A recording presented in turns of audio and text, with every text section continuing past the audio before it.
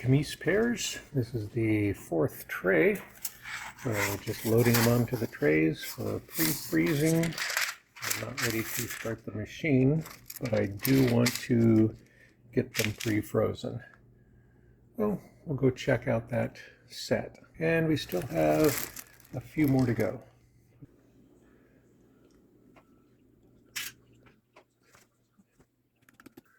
We'll get this up there. It's January 5th. Today is the first time that I've started a batch in my freeze dryer in about 8 weeks. Well, 8 weeks ago today, I started a batch in mine. So finally getting back to mine. I believe this is the longest I've gone in 6.5 years without starting a batch. I know I've gone 6 weeks a couple of different times when we were away. I did do a couple of batches in my sister's machine to finish up her apples or something 8 weeks ago, but I haven't run my machine in 8 weeks. Today, we're putting a batch of pears in there that I prepped a couple days ago, so they're ready to go in there and we'll get them started. So we'll get them out of the freezer and get them weighed and get them in there. So we've got 2 cookie sheets full of pears and the 4 freeze dryer trays full. So we'll get the freeze dryer trays out and leave the cookie sheets in there.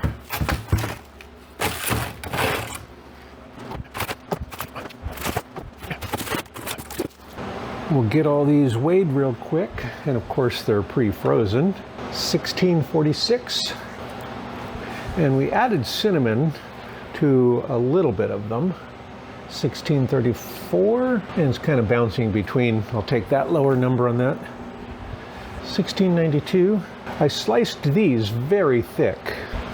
1670, and some of them had some damage. It looks like maybe a hail damage where it gets compressed earlier in the growing season and then it continues growing, but it's not quite like a bruise.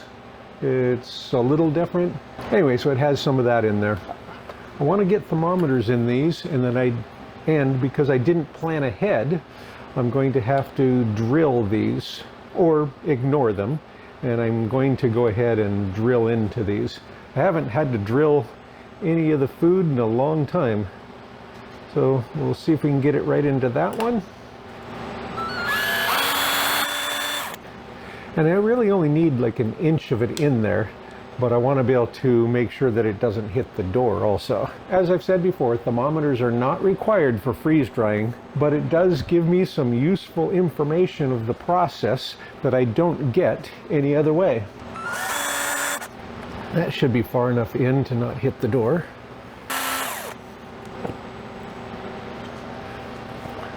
It's been a long time since I've drilled into any of the food, because I've been using the little stainless steel rods that a viewer suggested and pre-freezing the rod in the food, but I forgot that with these pears. So I want thermometers in it. This is how I'm going to get them. Those are ready for the freeze dryer. Okay. So this has been pre-cooling for about an hour now, hour and 10 minutes. It's showing about, the thermometer that I have on the side that's touching the barrels is showing about -35 right now. And the temperature probe, which on mine is in the back, the second shelf up underneath, is showing about -4 right now and dropping pretty quickly. My machine freezes from the front toward the back. So the thermometer in the front is going to show the cold temperature before the one in the back, and the fact that it's touching the chamber wall, where it's freezing, is going to show it cold sooner than in the middle of the barrel of that whole rack system. Anyway, it's plenty cold. Let's get the food in there. So, and starting at the bottom with tray 4.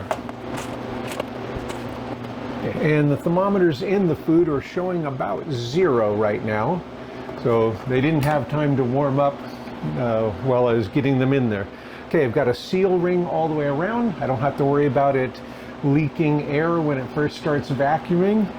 So I should have a good seal, and we'll be back in about 2 days to check on this. I did do very thick slices of pears, and they were quite ripe pears.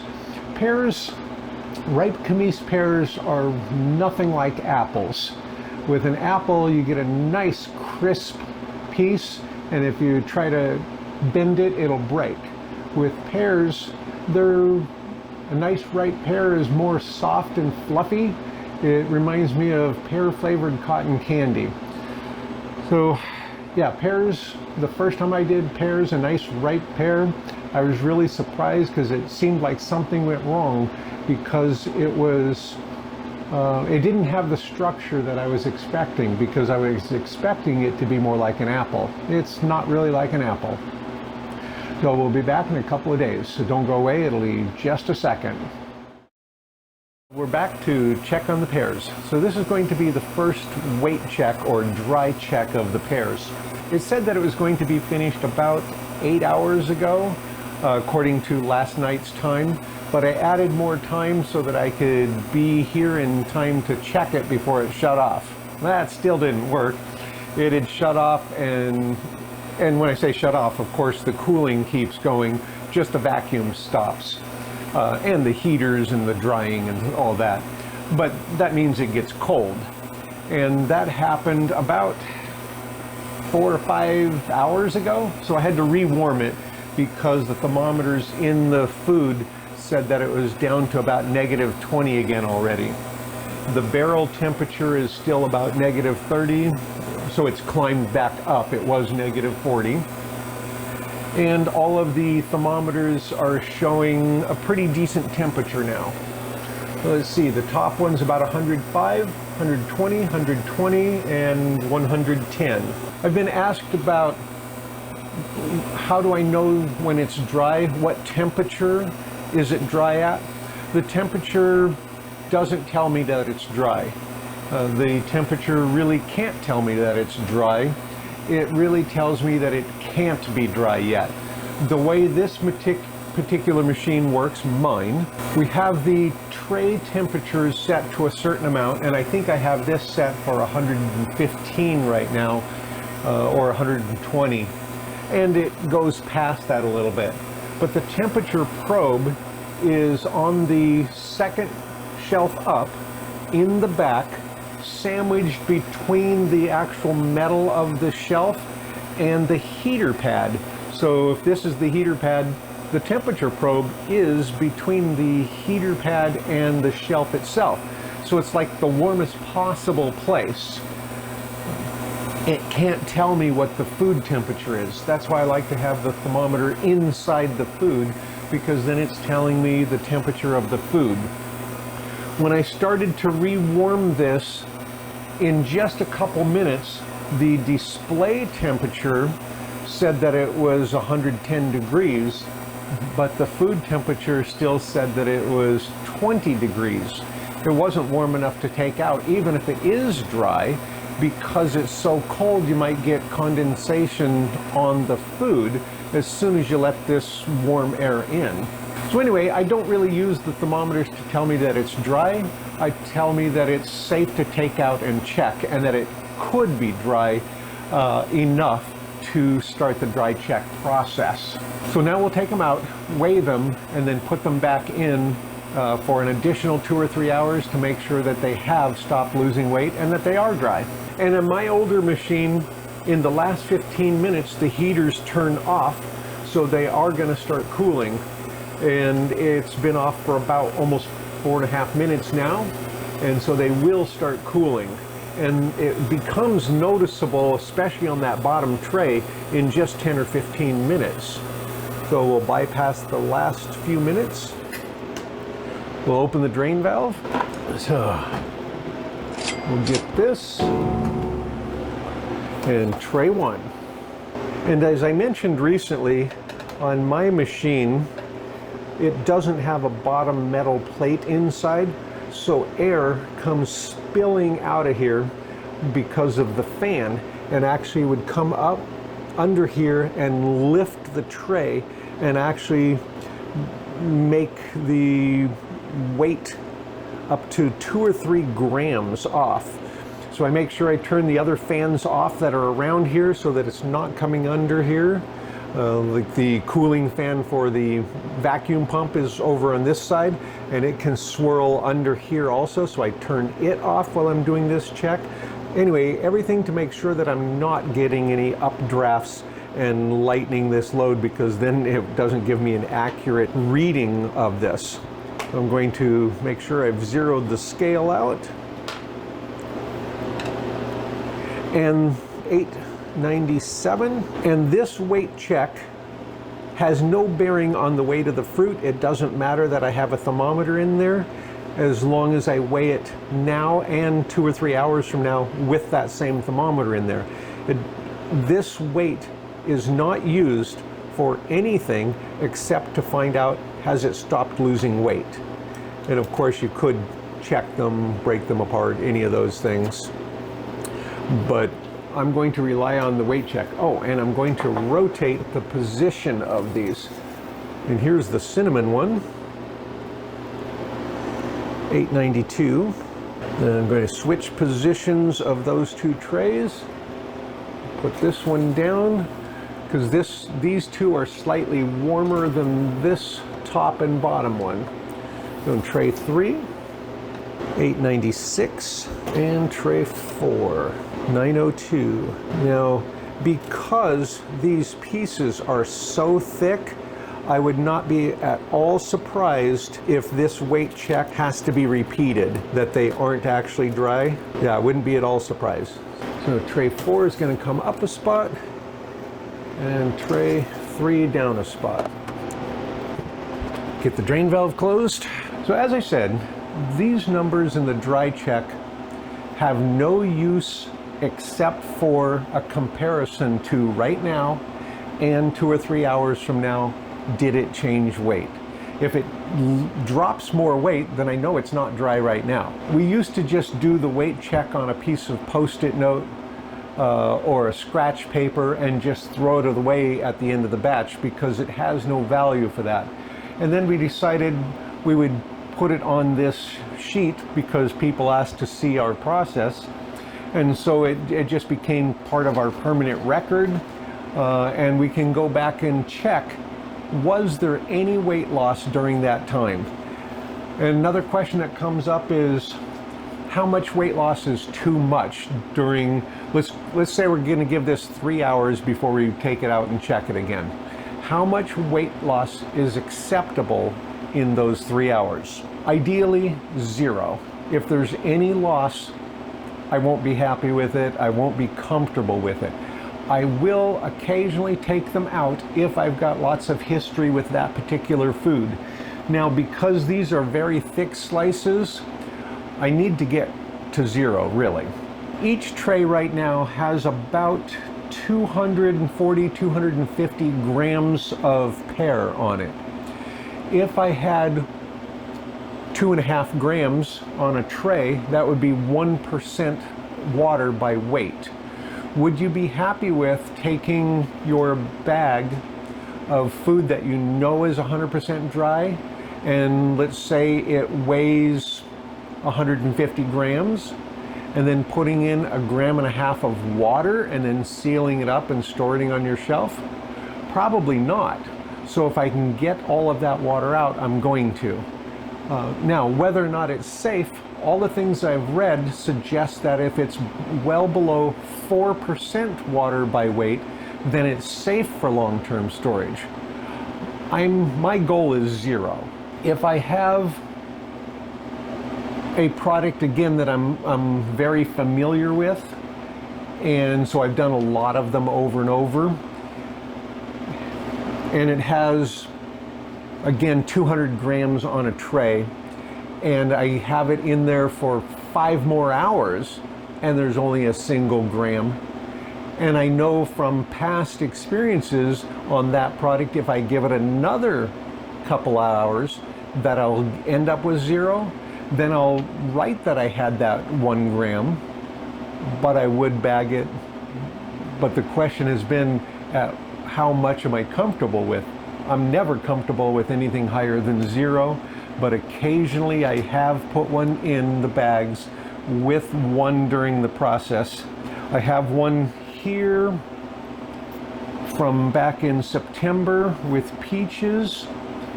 3 of the 4 trays had no change on the second weighing 4 hours later, and one had a single gram after 4 hours. That was 163 grams of net weight, so 1 gram would be less than 1% for that tray, and it was less than 1/4 or 1/5 of a percent for the entire batch, but it was also after 4 hours. So I'm confident, because I've done peaches so many times, that if I'd done it another 2 hours, so another dry check session, that it would have been 0 the next time around. So I did go ahead and bag them with a single gram on a single tray out of 163 grams. So I've got a couple of them like that I would say that, with all things considered, I'm never happy with anything more than 0. But under the right circumstances, with super low amounts, I would bag them with very, very small amounts. Okay, enough rambling. I've got the drain valve closed already. I'm going to add more time. I did close the drain valve. Going to push continue. And on mine, it's going to tell me that the vacuum pump is still cooling. And because I have a fan on it, I'm not concerned about that. I'm going to start it, and I'm going to bump it up to 3 hours so that I have time to get back to it. And if I can get back at 2 hours, I might check it. But I am concerned about those thick slices. However, it said that it was dry more than 6 hours ago. And the temperatures were high 6 hours ago. So I think it's going to be okay, but we'll come back and check it. I finally made it back to the pears to check them. It's been just a little over 3 hours, about 3 hours and 9 minutes. So I'd added just a little bit more time when I noticed that it was almost going to run out and I wasn't ready to check them yet. So now we'll get them out and check them. Our current tray temperatures are 100, 120, 120, and 110. So they're about where they were before I switched the positions. So we can tell that it's not really the dryness of the pears that's causing the temperature differences. It's the actual amount of heat being pumped into that tray and how much is being lost to the surrounding area. Anyway, we'll get them out and check them. So we'll bypass those last few minutes. We'll get the drain valve opened. All right, we'll get them out, starting with tray 1. Taxi! Yeah. Ideally, there will be no change, and there's no change. I'm going to put that the dry check was 3 hours for future data, and NC for no change. I would not have been surprised if there had been some loss during that amount of time, just simply because these are very thick slices of pears. So, tray 2, the one with the cinnamon, of course, and no change.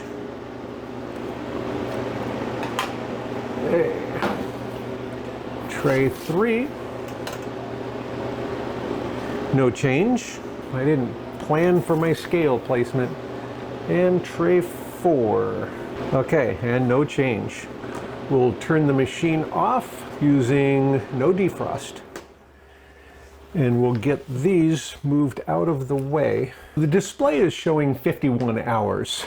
My sister's new machine stops the time gaining. It stops the clock or pauses the clock when it's waiting for you to do something. So when it says it's finished and it's waiting for you to come and check it, it pauses the clock. Mine doesn't.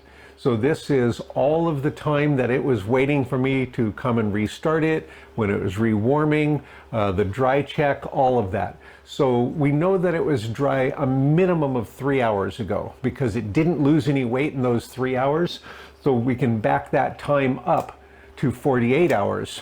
In reality, it was probably done somewhere in the late 30 hours, early 40 hours, but we don't know. So I just use that because I know if I do another batch of very thick pears of the same type of pears, Comice, and the similar ripeness and the same volume of pears loaded the same way, that it will be less than 48 hours, almost definitely.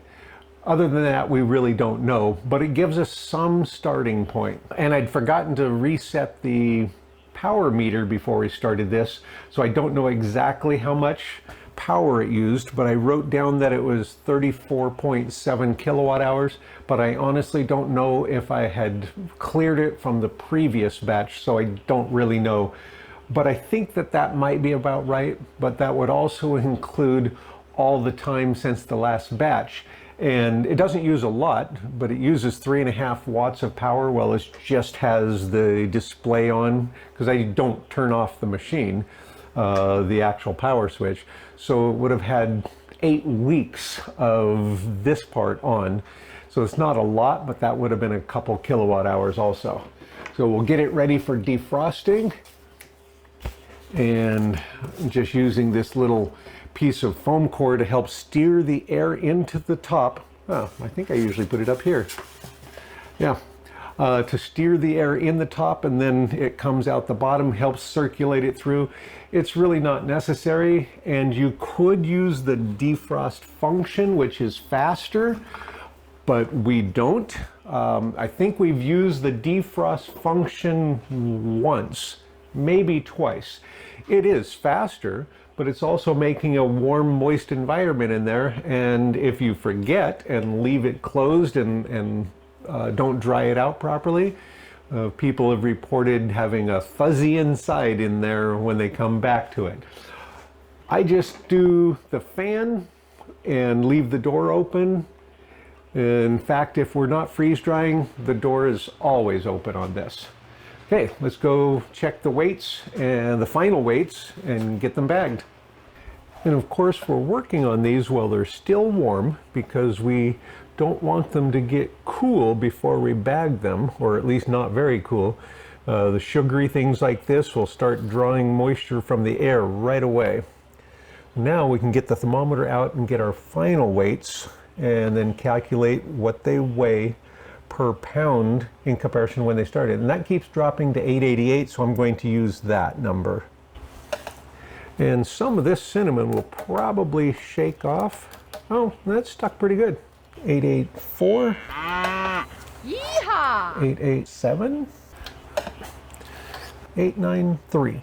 The weighing of the fruit, or food in general, is not required. The only weight that we consider really necessary is the dry check weight. We're trying to make sure that it stopped losing weight. You cannot feel if these have moisture in them. You can't use a lumber meter and tell if there's moisture in there. If you tried to use a lumber meter, you're checking, let's pretend these are the two probes from a lumber meter. You're checking the resistance between the electrical resistance between those two probes. If you have more moisture, more electricity will go through. Less moisture, less electricity will go through. But they're made for lumber. Good ones, you even tell it what variety of wood you're checking. It's not made for food. It will not tell you the moisture content of this piece of food. Let's pretend that it could work. Let's pretend that we could tell that there was 1% moisture between those two probes. That tells you nothing about this piece, or this part of the fruit over here, or this part over here, or this over here. It only tells you from here to here. That's it. It doesn't tell you anything about the rest of it. A thermal imaging camera. If you were to take a thermal imaging camera shot of this, you will find out that it's all warm. And if there's a cold spot in the middle, it will show that you have a cold spot. We don't care if it's cold. We don't care if it's warm. We care if there's moisture. early on when it's still frozen and this is full of water, and then you dry out just the outsides but the inside is still a block of ice, yes, you'll be able to tell that it's still wet. The problem is you won't be able to tell when it's dry. You'll be able to tell that it's warm on the surface. You'll be able to tell that it's warm through it because the infrared can pass through some of it, and so you can get some more data. But cold does not necessarily mean wet, and warm does not necessarily mean dry. A bag of dry rice, you buy a bag of rice and it's dry. Our test shows that that still could be 10% moisture by weight. Heated up to 100 degrees, it's still warm. It's thoroughly, evenly warm, but it's still wet. We'll do the calculation real quick and then we can get these into the bags. Before we freeze dried it, this was just barely over 8 pounds of pears on the 4 trays. Now that we've freeze dried it, it's 561 grams or about 1¼ pounds left. So it lost 3,090 grams of water out of that. And then I've got the data if I want to put it back in for whatever reason. I've got the data for that, and I'll put that on the label. I'm hoping to bag them in 1 pound bags, which means I need almost 70 grams per bag. So we'll give that a test to see if that'll fit. If it won't fit, then I'll bag them in 3/4 pound, and that will take about 52.4 grams per bag. So we'll find out what will fit. And I know this scale doesn't show up, the display doesn't show up well on this particular camera. So we'll tear that bag out. Let's see what will fit on here. So 8, so it'd be about half a tray for each one. With these big pieces, I honestly don't know if they're going to fit in there because they're not going to nestle in that space very well. Oh, that's just barely more than it needs. That's not enough. I'd have to trade out one of the bigger ones for one of the smaller ones. That's pretty close. Let's try it this way. 89, so I went, or 89, 69.8. That's really close. Okay, if I use those, it's going to, they might squish a little bit, but it's going to be okay. Now, pears versus apples. I hate to break these, but I really need to.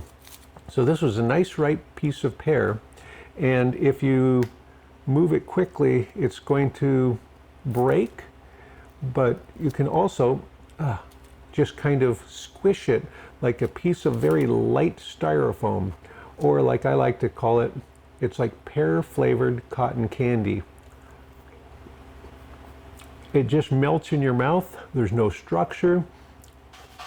I mean, really, it melts in your mouth. You don't even have to chew this. You put it on your tongue and it just dissolves. It's like pear flavored cotton candy. It's nothing like slices of apples. Okay, so we'll pour this back out. We'll get our labels printed and put on the bags real quick before these start absorbing moisture. If I thought it was going to take any more than a few minutes, I would pour all of these into a big Ziploc and seal it to keep the moisture away from them. So I want to work quickly and get these done. I've got my bags labeled. I messed up and put today's date instead of the date they went into the freeze dryer. And we track everything by when it went into the freeze dryer. That way all of our notes start when we're putting it into the freeze dryer. So we've got the batch number. And I put it on the wrong side too. And we've got the batch number again, so we can refer back to all of our notes in the notebook in case something goes wrong with this, because we are using a thermal label, and as people have noted, thermal labels may not last that long. But I do have a whole folder full of receipts that are up to 20 years old from when we built this house, with hundreds of them being thermal labels, and every one of them still look pristine. So it depends on the thermal label and the storage conditions. So I'm hopeful on these. But if this fails, I can still refer back to this. So I've got the batch number, the date it was started, what it is, and I'll cross out cinnamon on the ones that aren't cinnamon. And then the weight before drying, that it was a pound, and how much water is needed to put it back to that original weight if you wanted to. Come on, machine. I really like this machine for weighing the fruit because it does have tenths of a gram, but it does auto turn off in just a couple of minutes. And this one should be right already. And again, we can't get every one of these precise because the units are so big. It's not like the cubes when we did those. So that'll be as close as we can get with some of these. And it should be approximately a half a tray for each bag because I have 4 trays. The size of bag you use, the amount that you put in a bag, is absolutely personal preference. When we started freeze drying 6.5 years ago, we were using mostly 2-quart and gallon bags.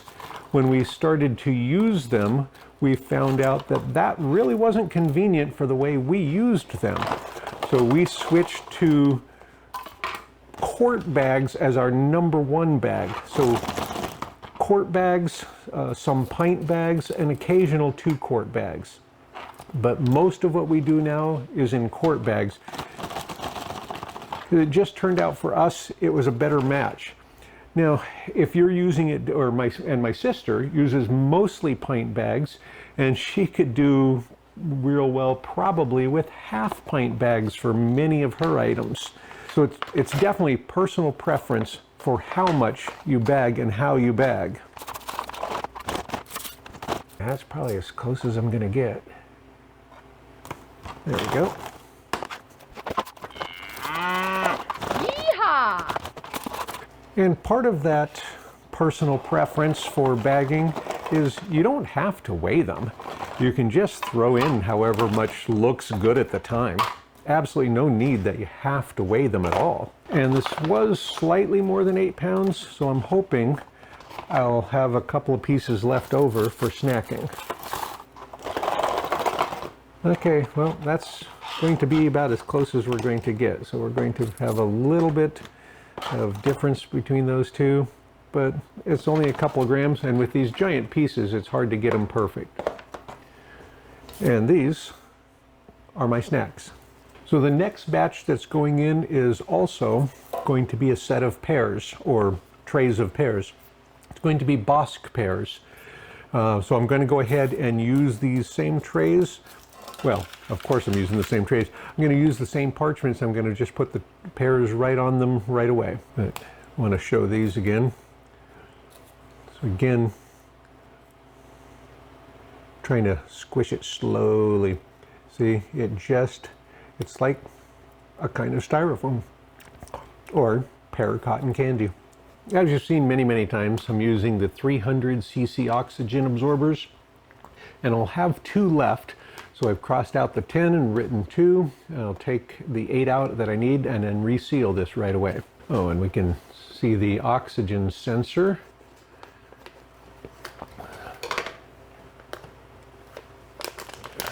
Okay, as soon as we get the bag open, you can see it immediately turns to a blue color. It's so fast. And I'm going to put that sensor back in the bag with them and then reseal it. Okay, and I'm going to tuck the oxygen absorber down the side to try to keep it away from that zipper. Move them over as I go so I don't lose my place. And on these, again, because they're so full, I'm not trying to squish them in the middle. I'm going to pull the 2 ends and kind of work my way toward the middle and leaving that giant puffy bag. If you used a vacuum sealer on these to suck out the air from the bag, you're going to crush those pears, and it's probably going to make a sugary lump out of them all because it's just, as I said before, it's like cotton candy. Even with this, as the oxygen is absorbed or converted, it's going to get 21% smaller, and they might get crushed a bit even from just that. Now I'm going to try to keep my seal as high up on that bag as I can. And this is a 5mm wide sealer. And I know some people have an 8mm wide sealer. I've got it high up on there. It's nice and smooth, no wrinkles. I've got a good impression on both sides, and I've got plenty of room for 2 or 3 more tries. I've got room for at least 2 more tries before the little tear-off notch. And I didn't even get it 100% at the top, but I want to make sure I have that full 5mm wide seal. If you have an 8mm wide seal, you want to make sure you get that whole thing on there. And they even sell 10mm wide and wider. But if I want a wider one, I can always do it twice. I can put 2 of them right next to each other and end up with a 10mm wide seal. So now I've got the very top edge and the next level down. So now I've got about a 10mm wide seal. So if I want, I can do it that way. So the last thing I need to do before I put these on the rack for storage is put a gross weight on each bag. So I want to know how much it weighs now, so if it changes over time, I'll be able to tell. 96 grams. And I'll write that on the bottom corner. If this starts to get heavier, I know that I've done a bad job somewhere. That means there's a hole in the bag. So either I don't have a good seal, or there's actually a physical hole in the bag letting moisture go through, or the bag is a bad quality bag and it's letting moisture go through. No matter what, it means something's gone wrong. So 95. These are all ready for the long-term storage now. So thanks for watching, and come back for Comice Pears next.